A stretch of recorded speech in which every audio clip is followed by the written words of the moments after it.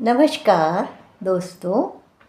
आज शुक्रवारी आयोजन में मैं दादी सरला मेहता इंदौर से आपके लिए लेकर आई हूँ एक प्रेरक कहानी, छोटी सी कहानी।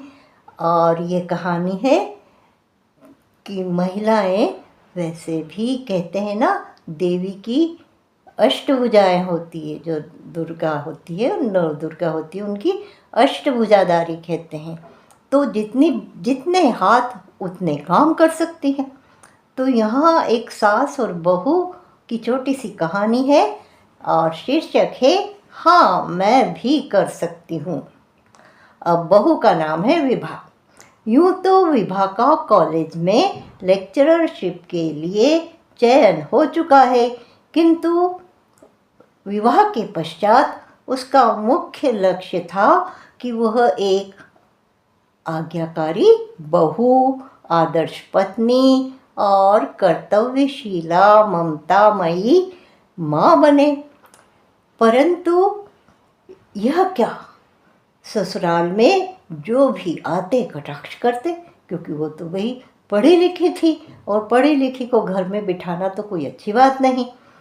और सब ताने मारने लगते, भाई बहू ने चूल्हा फूंकने के लिए इतनी पढ़ाई में सर नहीं खपाया है। सासू माँ भी चाहती थी कि बहू अपनी शिक्षा का सदुपयोग करे। अब उसी दौरान नवरात्रि के दिन आ जाते हैं, तो सासू माँ मौके पे चौका लगाना कहाँ चूकती भला। तो वो अपनी बहू विभा को देवी माँ और उनकी असीम शक्तियों की कथा सुनाने लगी। भाई देख बेटियां, 9 देवियां विभिन्न शक्तियों की प्रतीक है। काली माँ दुष्टों का सामना कर सकती है, दुर्गा दुर्गुणों का नाश करती है, गायत्री में परखने की शक्ति है, सरस्वती तो निर्णय की देवी है और संतोषी माता तो धैर्य की, जगदम्बा जगत की पालनहारी है, लक्ष्मी मैया धन संपदा से सहयोग करने वाली तथा माँ अन्नपूर्णा अन्न प्रदान करने वाली अन्नदात्री हैं। अब विभा कथा सुनकर सासू माँ से को वचन देती है, हाँ जी माँ, देवी माँ का सांसारिक रूप तो नारी ही है। हर नारी अपने आप में एक देवी स्वरूपा है, तो हर महिला में देवी माँ की सारी शक्तियाँ भी समाई हुई है। और आपने तो सचमुच देवी माँ की शक्तियाँ याद दिलाकर मेरी आंखें ही खोल दी।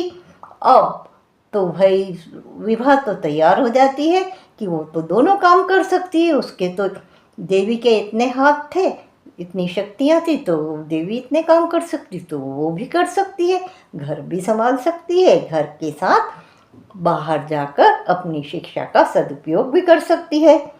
तो सोने के पूर्व विभा अपने सारे जो भी उसके शैक्षणिक प्रमाण पत्र थे उनकी सारी फाइल व्यवस्थित करती है और वह ठान लेती है कि सुबह माँ जी से आशीर्वाद लेकर अपनी दूसरी कर्मस्थली पर वो अवश्य रवाना होगी, क्योंकि उसको अब अपनी शक्तियों का एहसास हो गया है।